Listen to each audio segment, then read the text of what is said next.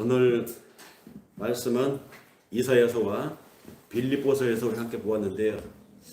빌립보서 내용을 보니까 바울이 교회에 열심히 있는 사람들에게 일종의 경고를 보내는 내용을 우리가 함께 읽었습니다. 빌립보 교회에 보내는 편지 속에서 그 빌립보 교회에 어떤 일이 있었는가 주석 자료를 찾아보니까 빌립보 교회가 열심히 있고 하나님 앞에 신실한 것은 사실이지만 교회들 중에는 은근히 그 교회의 일조를 더 많이 한 사람과 교회에 뒤늦게 들어와서 교회에 합류한 사람 간에 교회 주도권 갖고 서로 알력이 생긴 것을 알 수가 있었습니다. 주석에 이렇게 소개가 되어 있는데요.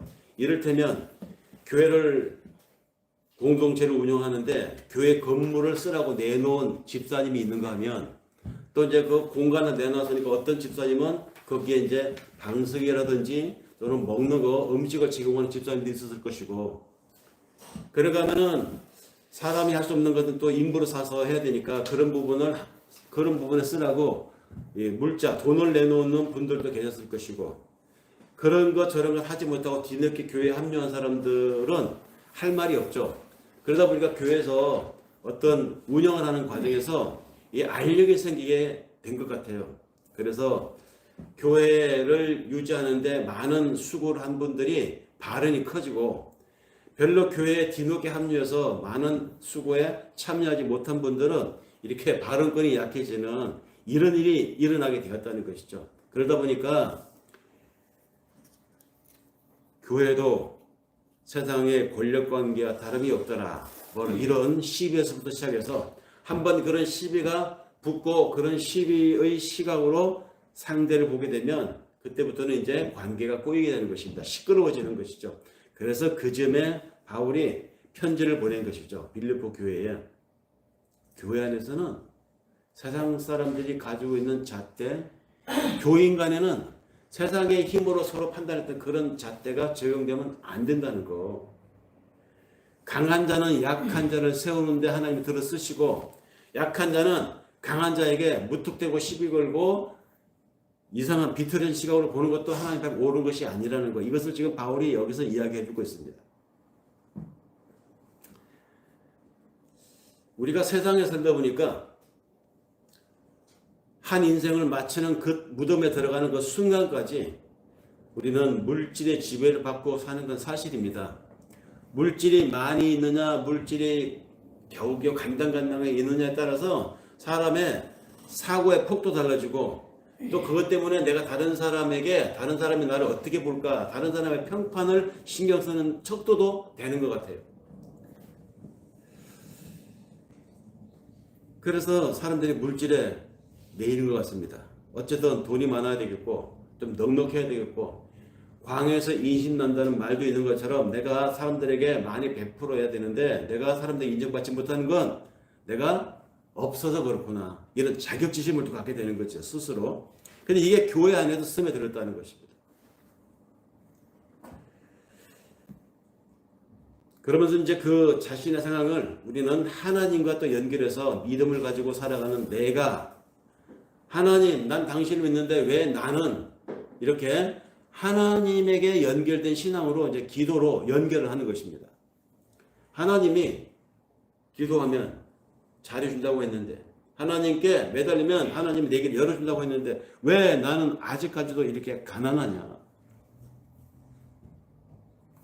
그러면서 뜻대로 풀리지 않고 남들만큼 갖지 못한 상황에 대해서 하나님이 나의 인생에 섭리를 하고 있을까? 하나님이 내 인생을 보고는 있을까? 작용하고 있을까? 의심을 하게 됩니다. 오늘 우리는 사도신경을 공부하는 중에 사도신경 공부에 전능하사 천지를 만드신 하나님 아버지를 내가 믿사오며 얘기하잖아요. 그 말 속에는 나의 오늘의 이 궁핍도 우리의 오늘의 풀리지 않는 이 상황도 다 하나님이 섭리 중에 있다고 하는 믿음이 고백된 그것이 포함되어 있는 것인데 우리는 그런 부분을 잘 믿지 않는 것 같아요. 오늘 말씀의 제목이 그 섭리를 믿기에, 즉 하나님 내가 지금 이렇지만, 하나님 우리 사회가 지금 이렇지만, 우리 공동체가 요만큼밖에 못 되지만 그 못 되는 그 상황, 요거밖에 안 되는 내 삶이 이것조차도 하나님의 섭리에 있다는 고백을 우리는 할 수 있어야 합니다. 왜? 이게 다가 아니기 때문에. 하나님이 나를 쓰시고 내 인생을 주관하고 계시는 이 시간이, 이 시간조차도 하나님이 지금 개입하고 계시다. 이것이 우리가 하나님의 섭리를 믿는다고 하는 것이죠. 그 섭리를 믿기에. 그래서 빌립보서 말씀과 이사야서 40장의 말씀을 부분적으로 읽었는데요.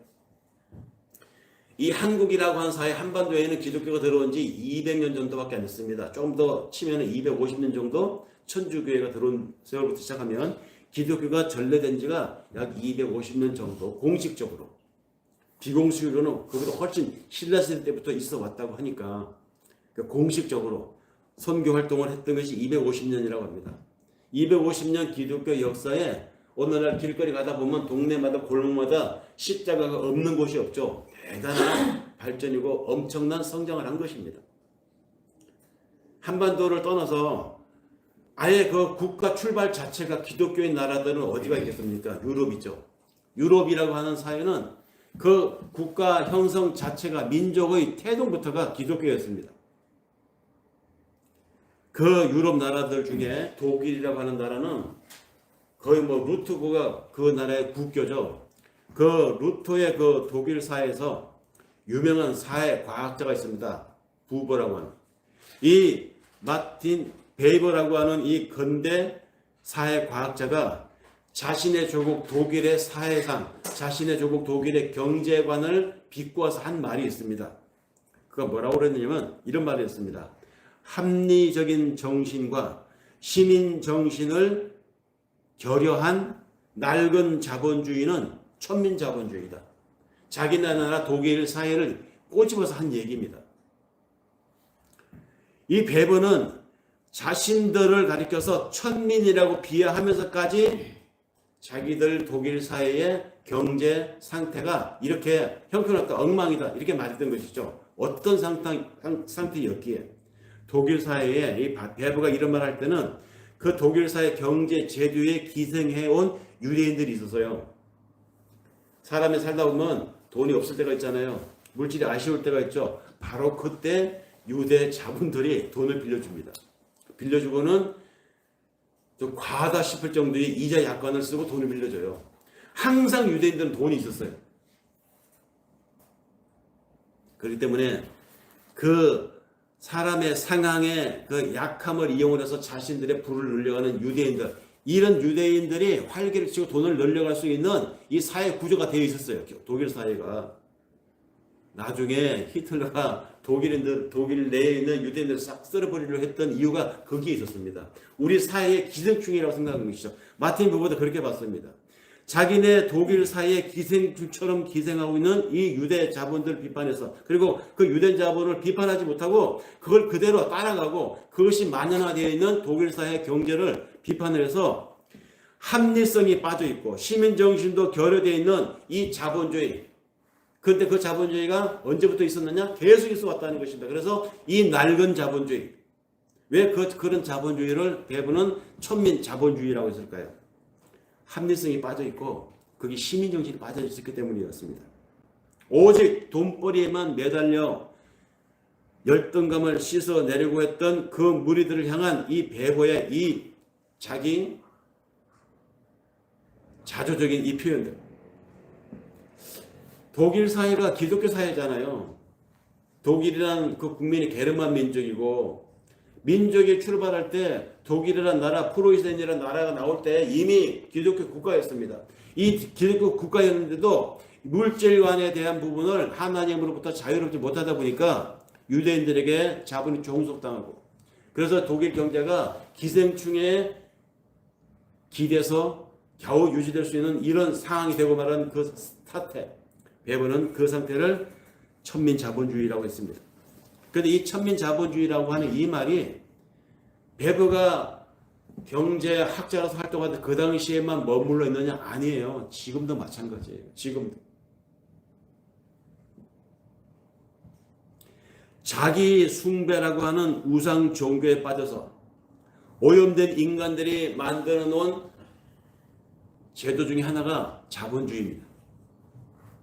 자본주의. 그래서 결국은 이 자본주의가 건강하게 가느냐? 그러면 얼마나 좋겠습니까?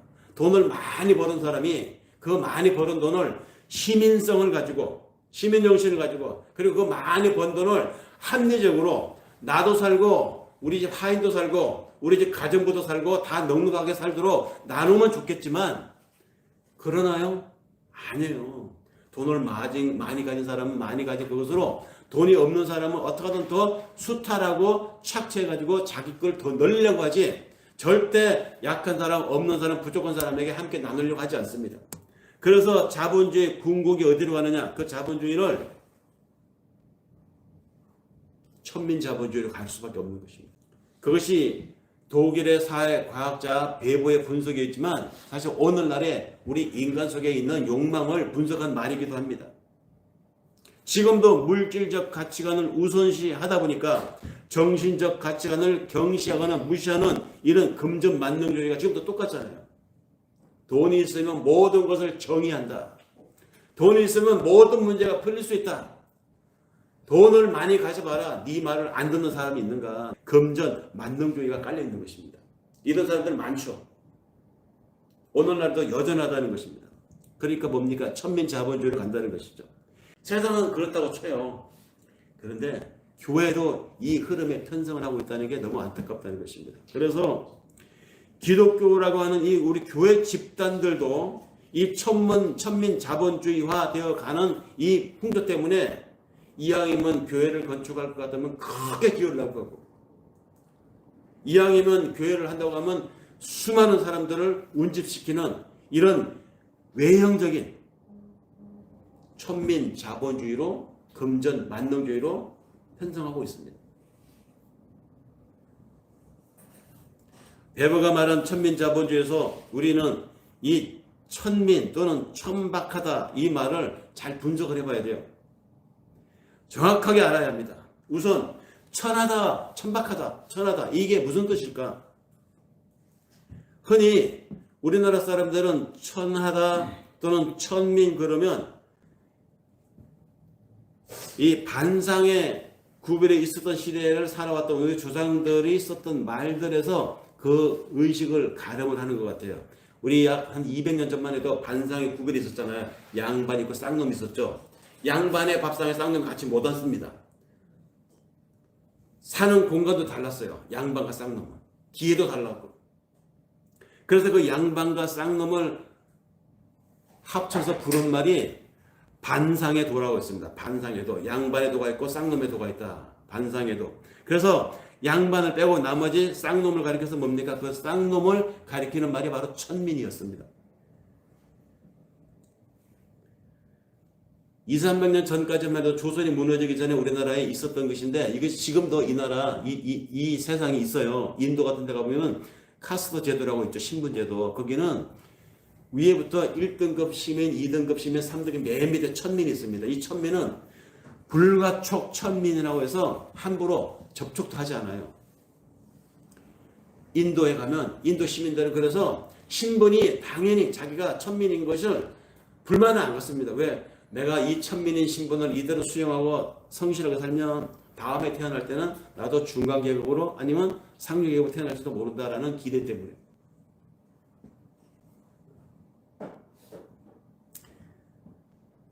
그런데요, 우리 하나님을 믿는 사람들은 이 천민이라는 말의 진짜 정의를 제대로 알아야 돼요.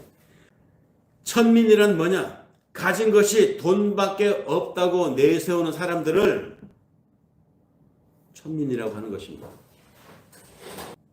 그런데도 왜 사람들은 이 땅을 살면서 한 인생을 살면서 온통 모두들 그 천민이 되려고 이렇게 안달일까요? 그것은 사단이 만들어낸 공식에 속아서 또 그 공식에 오랫동안 우리가 자라면서 노출이 되다 보니까 그 공식이 진리인 것처럼 우리가 세뇌되었기 때문입니다. 사람들은 이렇게 생각하죠. 돈이 많으면 행복하다. 명예가 있으면 기쁜 것이다. 인기가 많으면 그 사람의 삶이 만족한 상태다. 이거 이 세상이 짜놓은 등가 공식이에요. 마귀의 그 거짓 공식에 현혹이 되어서 얼마나 많은 인생들이 지금도 그 세속적인 돈, 명예, 인기 그걸 다 가지면 자기가 만족하고 사람들이 자기를 인정해 줄 것이라고 여기서 그 힘을 쫓아서 달려가고 있습니까? 그 행복, 기쁨이라고 하는 것, 만족이라고 하는 것 예수님도 준다고 했어요. 우리 주 예수 그리스도께서도 우리에게 평안을 약속했고요. 우리에게 기쁨을 준다고 약속했고 우리에게 안식과 행복을 줄 수 있다고 성경에서 약속하셨습니다. 그런데 예수가 말씀하신 그 행복과 기쁨과 그 안식은 언급할 때마다 그 앞에 수식어가 붙어 있었습니다. 이를테면 세상이 줄 수 없는 평안을 주노라. 이를테면 내 안에 있는 안식을 얻으라. 그러니까 주님이 말씀하신 안식과 주님이 말씀하신 평안과 예수 그리스도가 말한 행복은 그 앞에 뭐가 붙어 있었습니까? 주 안에서. 또 그것이 세상에 줄 수 없는 이런 수식어가 붙어 있었다는 것이죠.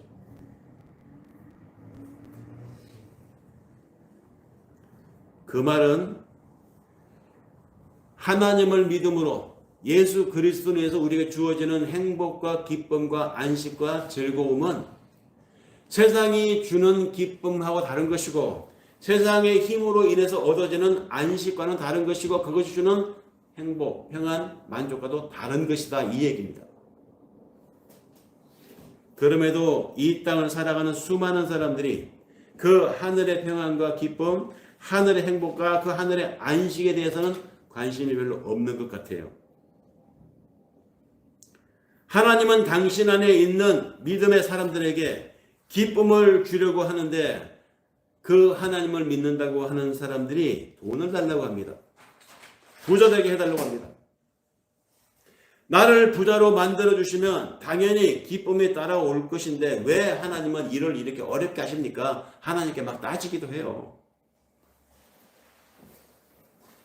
세상이 줄 수 없는 평안과 행복을 하나님은 우리에게 주시려고 하지만 사람들은 그런 행복과 평안보다는 당장 사람들 앞에 드러나고 사람들로부터 얻을 수 있는 인기와 명예를 달라고 기도하고 있습니다. 그리고 그런 인기와 명예와 돈을 얻으면 평안과 행복은 저절로 따라온다고 믿기 때문에 하나님 앞에 그것을 구하고 있는 것이죠. 그것이 사단의 거짓말인 줄을 알지 못한 채, 그것이 마귀의 유혹인 줄을 알지 못한 채 말이죠. 볼까요? 정말로 평안, 행복, 기쁨 이런 것이 우리가 돈이 많으면 세상에서 성공하면 그래서 수많은 사람들에게 내가 인기 있는 사람이 되면 정말로 내가 평안하고 행복하고 완전한 만족을 얻을 수 있을까요? 실제로 그 인기를 얻은 사람들, 그게 많은 부를 이룬 사람들 우리가 현실에서 보지 않습니까? 그 사람들 삶을 보세요. 정말로 완전하게 만족하게 살던가요? 여전히 불안해하고 여전히 무엇인가 갈급해 하기는 마찬가지입니다. 세속의 힘으로는 우리 인간의 마음 저 깊은 곳에 뚫려있는 비어있는 부족함을 채울 수가 없어요. 하나님이 빠져나간 그 빈자리, 그 공허함은 하나님이 아닌 다른 어떤 것으로도 채울 수 없는 것이 우리 믿는 사람들의 고백입니다. 그 자리는 하나님만이 채울 수 있는 자리입니다. 그런데도 교회당, 예배당을 출입하는 사람들조차도 하나님이 주겠다고 하는 하늘 기쁨과 행복에 대해서는 관심이 별로 없는 것 같은 오늘의 현실입니다. 오직 현실의 기쁨을 달라고, 오직 지금의 행복을 달라고, 오직 환경적, 물질적 평안함을 달라고, 돈을 달라고, 명예를 달라고, 인기를 달라고, 이기게 달라고, 성공시켜 달라고 기도하고 부르짖죠. 그것만 해주면 행복과 기쁨은 우리가 알아서 하겠다는 것입니다. 돈을 많게 해주시면, 부자 되게 해주시면 하나님 제가 행복과 만족 같은 거 내가 알아서 할게요. 그래서 돈을 달라고, 물질을 달라고, 이기게 해달라고, 성공을 해달라고 기도하는 거 아닙니까? 정말로 그렇다면 왜 수천억을 가진 자산가들이 자살을 하고, 왜 인기 정점에 있는 유명 연예인들이 자살을 하겠습니까? 그런 현상들은 세상의 것들로는 온전한 기쁨이나 완전한 행복이 충족될 수 없다라고 하는 반증들입니다. 우리 갈급함, 아무리 돈이 많아도 허전함, 아무리 많은 업적을 이루었어도 한쪽에 찾아오는 인생의 공허함은 하나님이 있던 자리에 거기 하나님이 채워줘야 되는 것입니다. 사람들은 그것을 자꾸 그 허기를 세상의 어떤 것으로 채우려고 하니까 채워도 끝이 없고 다 채워진 듯 해도 공허함을 느끼는 것입니다. 우리는 이 성경 말씀을 통해서 나타난 하나님의 약속들을 통해서 현실 상황이나 상태와 상관없이 하늘 소망과 믿음에 의한 지금의 행복과 오늘의 안식을 누릴 수 있어야 돼요. 현실은 우리의 삶의 결론이 아니라 결론을 향해서 가는 잠시의 과정이기 때문입니다. 우리는 하늘의 백성으로서 천민을 이해해야 합니다. 하늘, 천, 백성, 민, 이게 천민이죠. 그런데 마귀는 그런 천민인 하늘 백성들인 우리를 자꾸 유혹하고 흔들어서 돈밖에 모르는 천민으로 만들려고 합니다. 추락시키려고 하죠. 그리고 그 목적 달성을 위해서 갖가지 속임수와 쾌계와 미혹으로 우리 삶을 흔들고 가치관의 혼돈을 만들어 가고 있습니다. 결국 그 흔들림에 속아서 많은 이들이 낙오하게 됩니다. 현실에서 정말 이런 사람들이 너무 많아요. 하나님이 진짜 행복과 기쁨을 주시고자 잠시 허락한 이 어려움을, 기도 응답의 더딤을 견디지 못하는 것입니다. 살아계신 하나님이라면 나한테 이럴 수가 없어. 내가 교회 가서 그동안 열심히 일한 게 얼마인데 어찌 나한테 이럴 수 있어. 마귀의 흔들림에 그걸 견디지 못하고 신앙을 포기하는 사람들, 변절한 사람들.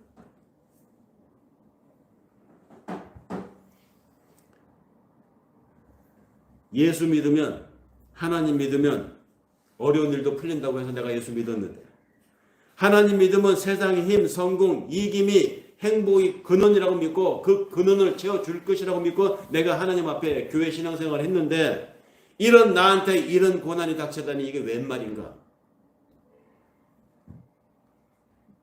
그래서 마귀의 유혹에 결국 넘어가서 신앙을 포기하는 사람들이 많아요. 의외로. 세상 힘의 원리라고 하는 안경으로 볼 때 그 이루어지지 않은 것, 그 잘나던 사람이 넘어진 것, 실패한 것, 그거는 하나님의 저주가 맞습니다. 실패한 인생이 맞습니다. 그런데 세상 힘의 작동으로 돌아가는 세상의 눈으로 볼 때 그렇다는 것이죠. 마귀는 바로 그 눈을 이용하는 것입니다. 바로 그것이 사탄의 속임수입니다. 그럼에도 사단과 그 세력들이 만든 그 현실이 우리가 살아가는 이 현실 세상 속에 사실 많이 놓여 있습니다. 그런 원리가 지배하고 있는 것이 이 세상이에요.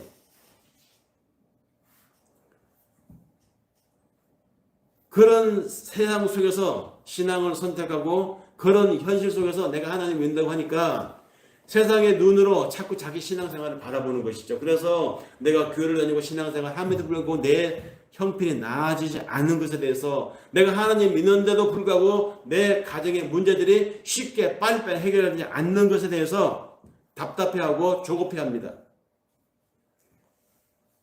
그것이 신앙생활에서도 나타납니다. 하나님이 빨리 기적적인 현실 개입을 해서 내가 이렇게 간절히 구하고 기도하는데 빨리 해결해 주십사, 이런 조급증을 갖는 것입니다. 하나님을 어떻게 생각하느냐? 전지전능하신 하나님 아버지를 내가 믿사오며, 그 말에 전지전능함을 그렇게 강조를 해요. 하나님은 해결사시라고, 하나님은 슈퍼맨이라고, 하나님은 모든 걸 할 수 있는 분이니까 하나님의 그 전지전능하신 신속한 해법을, 내 삶의 문제를 빨리 해결해 주십시오. 우리 가정의 문제를 빨리 해결해 주십시오. 기도로 축구라는 것입니다. 그러나 우리는 말씀의 진의를 이제 알아가잖아요. 우리는 하나님의 내 삶의 섭리하신 내용을 우리 구체적으로 이제 경험해 왔지 않습니까? 그렇기 때문에 우리는 이제 느린 하나님 믿기에 연습해야 하고, 또 그 느리게 우리에게 반응하시는 하나님에게 익숙해져 가야 합니다. 한순간에 일어나는 하나님의 기적적인 개입을 기대할 것이 아니라 하나님과 함께 하루하루를 걸어가는 이 여정 전체를 즐기고 누릴 수 있어야 한다는 것이죠. 이것이 하나님께서 우리에게, 우리 삶에 오늘 작용하시는 하나님의 섭리인데, 그럼에도 그런 삶에는 관심이 없는 것 같습니다. 자기 뜻과 자기 야망을 성취하는 것에만 하나님 앞에 나와서 기도하고 부르짖고 하는, 그렇게 신앙을 그런 식으로 창념하고 살아간다면 정작 누려야 할, 또 누릴 수 있는 오늘의 하늘의 양식, 오늘의 하늘의 평안을 다 놓치고 살게 된다는 것이죠. 그런 이들의 꿈을 이루기 위해서, 또 그런 것을 바라고 신앙생활하는 사람들을 비를 맞추기 위해서 교회에서, 강단에서 설교도 또 그렇게 바꾸잖아요. 하나님이 빨리 내 인생을 돛담배에 단 것처럼, 바람에 순풍이 단 것처럼 빨리빨리 내가 성공하고 빨리 이 현실적인 세속적인 성공을 하나님이 이루어지기를 원하는 그런 사람들, 그 바람에 부와 내동하는 성경 구절을 찾고 성경 구절을 가지고 살을 붙여서 성공한 어떤 사람들 예화를 갖다 붙여가지고 이렇게 설교를 만드는 얘들이 오늘날 너무 많아요. 뭡니까? 바로 그러한 그 사람들의 야망에 부와 내동해서 그들을 위로한답시고 그들에게 비를 맞추는 설교를 하고 있잖아요. 사실은. 그러다 보니까 설교들이 대형 교회일수록, 큰 교회일수록 설교들이 어떻게 흘러갑니까? 다 거인 문화를 조장하는 설교들이 막 나오는 것입니다. 이기는 자가 하나님의 은혜가 함께하는 것이고, 물질적으로 성공한 자가 하나님 함께했던 정표로 이렇게 말씀을 찾아서 확인을 시켜줍니다. 거인 문화, 만모니즘, 소유지향적 세태와 성공주의를 조장하는 것이죠. 하나님의 말씀으로. 그런 욕망의 청중의 비를 맞추는 선포는 하늘 생명의 가치를 무시하는 속물적 가나안주의에 지나지 않습니다. 이스라엘이 가나안에 들어갔을 때 그들은 거기서 잘 살 줄 알았어요. 거기는 포도송이 하나도 두 사람이 짊어지고 갈 만큼 무거운 이 그야말로 젖과 꿀이 흐르는 곳이라 생각하고 가나안을 간 거 아닙니까? 그런데 가나안 가보니까 그런 곳이었습니까? 적이 있었습니다. 자기들보다 더 큰 종족들이 있었습니다. 그리고 그 종족들은 수시로 가나안 땅에 들어온 이방 민족인 이스라엘 사람들을 탄압했어요. 그렇게 사는 것입니다. 그렇게 살다 가는 거예요. 그리고 거기서 하나님 뭘 가르치려고 했을까요? 그러면서 사는 그 과정에서 사사를 보내주고, 그렇게 사는 과정에서 하나님의 말씀을 맡긴 예언자들이 예언을 하고, 그런 족속들 속에서 사는 중에도 너희는 천국 백성이라는 것, 하나님의 선택한 백성이라는 것, 너희는 하나님이 따로 선발한 백성이라는 의식을 잊지 않고 살아가라고 가나안 땅에 들여보낸 거예요. 그런데 그들이 가나안 땅에 들어가서 그 가나안 원주민들에게 이렇게 하나님이 사랑한 백성, 하나님을 믿고 살아가는 백성들은 이러한 삶이다라고 가치관을 보여준 것이 아니라 그들이 가나안주의에 빠져버리고 마른 것입니다. 그들이 가나안 신전에 제사를 드리고 가나안인들이 받는 물질적인 축복, 농경 축복 흉내를 내고 오늘날 이야기를 똑같이 하고 있는 것입니다. 오늘날 교회를 하나님 믿는 사람들이라고 모아놨더니 그 교회에 모인 사람들도 빌립보 교회에 나온 이 사단이 똑같이 나오고 있습니다. 교회도 보니까 다 가보니까 계급 사회가 있더라는 것입니다. 부자들부터 가난한 사람까지, 힘께나 쓰는 사람부터 발언력이 없는 사람까지. 세상에 복사판이 하나님 믿는 사람들 집단이라는 교회에서도 똑같이 일어나고 있는 것이 이게 사도 바울이 편지를 보냈던 빌립보 교회 그 당시 이야기 아니겠습니까? 오늘날도 똑같이 재현되고 있잖아요.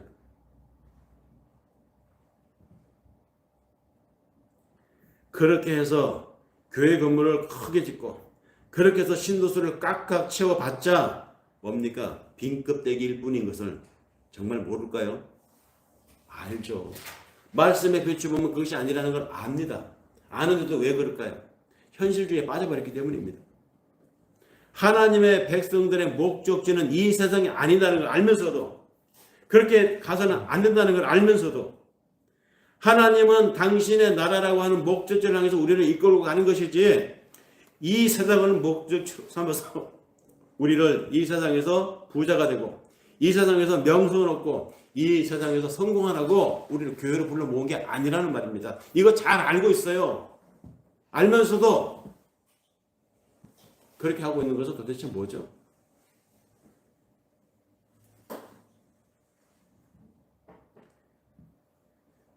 그래서 약속의 사람들은, 진짜 약속을 믿고 살아가는 사람들은 세상에서의 성공에 연연하지 않습니다. 진짜 하나님의 약속을 믿고 살아가는 사람들은 이 세상에서의 무병장수에 목숨 걸지 않아요. 사람이 살다 보면 병 걸릴 수 있죠. 살다 보면 불치병 걸릴 수도 있습니다. 빨리 죽을 수도 있습니다. 살다 보면 물질이 부족해서 궁핍해질 수 있어요. 근데 그게 뭐 어째게요? 그게 저주받은 것입니까? 그게 실패입니까?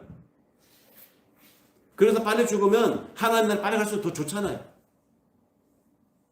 그는 어떤 분들이 하나님 믿는다고 믿는 사람들 중에 뭐 불치병이 걸려서 막 하나님 내 병은 안 고쳐지면 나 하나님 안 믿을 거야.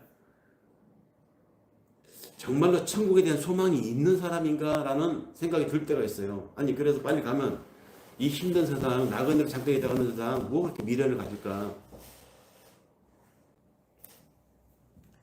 우리를 향한 하나님의 이끌어 가심은 항상 하늘을 향해 있습니다. 그 하늘 아버지가 오늘 당신의 자녀들의 삶을 바라보고 계실 때, 나를 바라보고 계실 때 어떤 생각을 하실까? 우리 이 생각을 항상 하고 살아야 됩니다. 이상한 하나님을 말하는 사람들 있죠. 이신론자들 또는 자연신론자들. 이신론자들이나 자연신론자들은 하나님을 어떻게 묘사합니까? 하나님은 이 세상을 창조하신 건 맞다. 시스템을 만들어놨다. 해와 달과 우주가 쾌적을 돌아서 똑같이 돌고 지구도 자전하고 공전하면서 모든 우주 시스템 만물을 만들어 놨다. 근데 그 이후에는 그 하나님이 저 멀리 손 다 틀고 편히 쉬고 계셔. 알아서 해 니네들이. 다 만들어줬잖아. 이제 니네들이 의지를 가지고 너희가 할 나름인 거야. 이렇게 해석하는 것이 이신론자들의 하나님이고 자연신론주의자들의 하나님이에요. 그 되게 위험한 이론입니다. 근데 사람들 중에 이런 하나님 믿고 있는 사람들 많잖아요. 뭐 하나님이 그거 다 일일이 알아서 하시겠어? 그런 건 네가 알아서 해. 네 인생 계획은 네가 짜는 거지. 하나님 그것까지 어떻게 피곤하게. 야 하나님이 60억 70억 인구 다 그거 어떻게 일일이 관여를 하시겠니? 피곤하시게. 웬만한 건 네가 알아서 하라고 하는 거야. 하나님이 다 시스템 만들어 놨잖아. 아니에요. 그런 하나님 아닙니다. 하나님은 지금도 우리의 삶에 세세하게 관여하고 계시고 내 인생을 통해서 하나님은 당신의 일을 하고 계십니다. 저 멀리 우주 어느 한 곳에 처박혀 있는, 그래서 이 땅의 움직임에 우리 살아가는 것에 관여하지 않는 하나님이 아니라고요. 창조 당시에 동일했던 그 능력으로 우리의 삶을 주관하고 계십니다. 심삼키는 한순간조차도 하나님에 놓치지 않고 지금 이 세상 역사 과정에 하나님 참여하고 계십니다. 그리고 우리 인간이라고 하는 인생들에 관여하여 지금도 하나님은 당신의 창조를 이루어가고 계십니다. 인류 역사와 개인 인생을 향한 하나님의 이 간섭과 개입을 가리켜서 우리가 뭐라고 합니까? 이걸 섭리라고 하잖아요. 우리는 이 섭리를 믿습니다. 그러니까 섭리는 하나님 당신이 창조한 피조 세계에 대한 지속적인 창조 관여입니다. 그런 섭리적 측면에서는 우리는 지금도 하나님의 창조 사역을 볼 수 있고 그 하나님 창조 사역을 경험하고 있습니다. 어떻게 경험하고 있습니까? 과학의 발전, 문명의 진보, 어제보다 나아진 오늘의 나, 이 나를 보면서 하나님의 창조 사역이 지금도 개입되고 있고 지금도 하나님이 일하고 계시구나. 우리가 공감하잖아요. 이걸 누리고 있는 것입니다. 그럼에도 교회를 다니는 사람들 중에 이상하게 신앙이 길들여진 사람들은 오늘의 그 사람 속에서 작용하시는 하나님을 잘 안 믿어요. 아니, 극단적으로 하나님은 천지를 창조했다는 걸 믿는데 하나님은 지금도 내 인생을 섭리하고 계시다. 이 섭리를 잘 안 믿어요. 하나님이 나를 이 세상에 태어나게 했으니까 하나님 나를 축복하신 거야. 그거까지는 믿는데 그 하나님이 지금도 내 인생을, 나의 지난달을, 나의 올 한 해를 주관하고 계시다. 이 섭리를 믿지 않는다는 것입니다. 이런 사람 상당히 많아요. 하나님을 믿는다고 하면서 이 하나님의 섭리를 믿지 않으니까 오늘 내 앞에 있는 현안을 하나님께 내놓지 못하는 것입니다. 하나님께 기도하지 못하는 것입니다. 그런 것을 가리켜서 신학 전문 용어가 있어요. 실천적 무신론자라고 그래요. 실천적 무신론자. 실천적 무신론자는 다른 사람이 아니라 하나님을 믿기는 믿는데 그 하나님의 디테일한 내 인생의 개입을 믿지 않는 거예요. 결국은 뭡니까? 그 무신론자입니다. 아기가 태어났어요. 태어난 그 아기를 바라보면서 아빠가 아가야, 내가 너 아빠야 이렇게 말할 때 그 아기가 혹시 나를 못 알아볼까봐, 이 아기가 내가 아빠가 아니라고 부인할까봐, 다른 사람들이 다 이 아이는 당신 아이가 아니라는 걸 방어하기 위해서 미리 나는 이 아이의 아빠입니다 하고 신분도장을 찍으려고 그거를 아기에게 설명하기 위해서 그 말을 할까요? 아빠가? 아니잖아요. 이 아기, 이 태어난 내 새끼, 내 아기를 내가 너의 아버지니까 앞으로 너의 삶을 내가 지켜줄 거야. 이런 정서가 배어있는 표현이 있잖아요. 마찬가지로 하나님도 우리를 바라보시면서 성경 말씀을 통해서 이스라엘에게 표본을 보여줬잖아요. 내가 너희의 하나님이고 너희는 나의 백성이 될 것이다. 오늘날 똑같은 말씀으로 말씀하시잖아요. 나는 너희의 아버지다. 너희는 내 자녀다.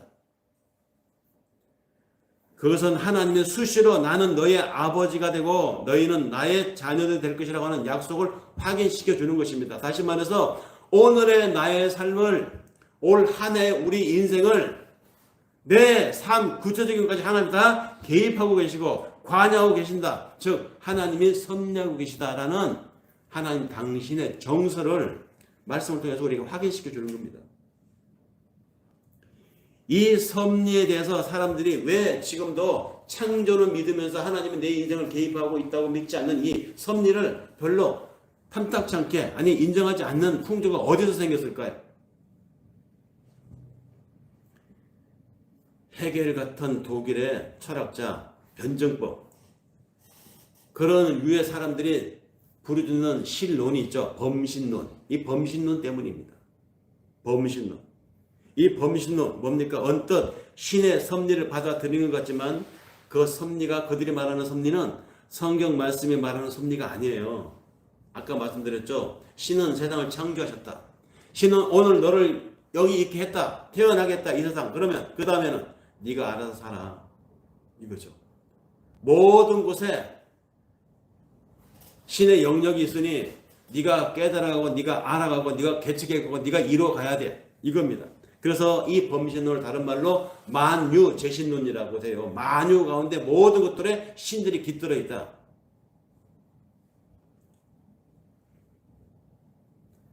섭리의 과정이 하나님의 존재 방식에까지 영향을 미치는 것으로 해석을 한 것입니다.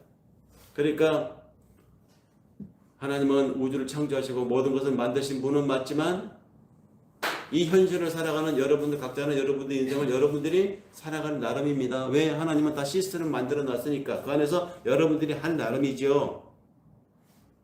이런 풍조 때문에 사람들이 하나님을 믿으려고는 하지만 믿는 것까지 창조까지 믿지만 오늘 내 삶을 주관하시는 하나님까지 가지 못하는 것입니다.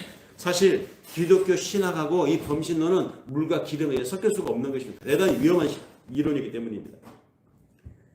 그럼에도 오늘날 상당한 사람들, 인문학자들이나 철학자들이나 심지어 신학자들까지도 이 범신론적 신관이 보편적으로 만연되어 있어요.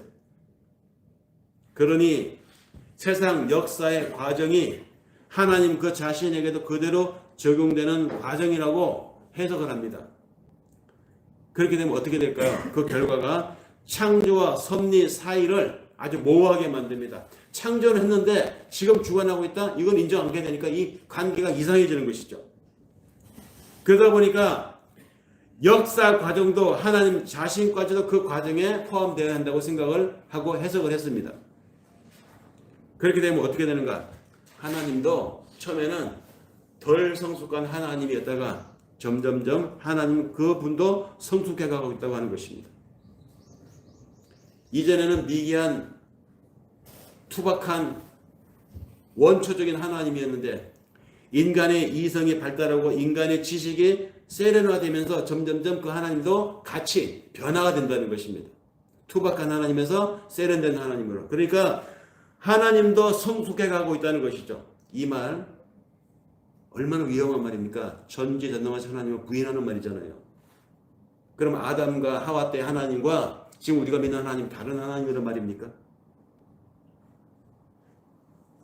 2차 대전 때 작동했던 하나님이 오늘날 21세기 하나님하고 다른 하나님이라고 해요.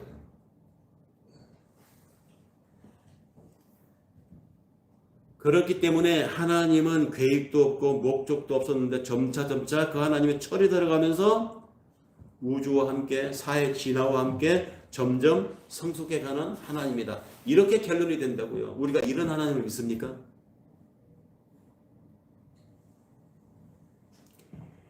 지친 엘리야에게 힘을 주고 걸어 다시 한번 달려가겠던 하나님. 국난 앞에서 눈물을 흘리며 하나님께 기도하는 하박국을 내가 소양간에 양이 없고 포도밭에 포도가 없어도 나는 하나님 하나만으로도 만족합니다. 행복합니다. 이 고백이 나오게 만들었던 하나님. 그 하나님 똑같은 하나님이 오늘 삶의 고초를 겪으면서 삶의 위기 앞에서 가슴 조이고 살아가는 우리들에게 똑같이 하박국에게 임했던 하나님, 이사야에게 임했던 하나님, 다니엘에게 임했던 하나님, 아담과 하와에게 나타났던 하나님, 똑같은 하나님입니다.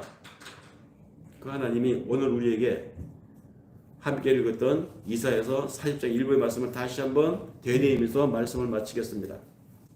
야곱아, 네가 어찌하여 말하며 이스라엘아, 네가 어찌하여 이르기를 내 사정은 여호와께 숨겨졌고 원통한 것은 내 하나님에게서 수량을 받지 못한다 하느냐.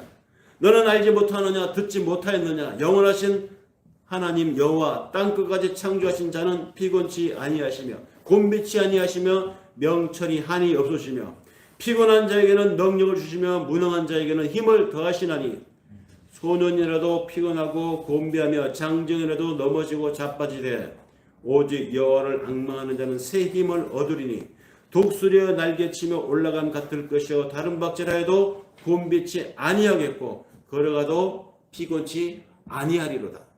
우리 이 하나님을 믿습니다. 이 하나님께서 오늘 나의 삶을 당신의 섭리 가운데서 운영하고 계심을 믿는 한 주간 승리하시는 저와 여러분들 그 경험이 있기를 바라며 이 말씀 마치겠습니다. 기도하겠습니다.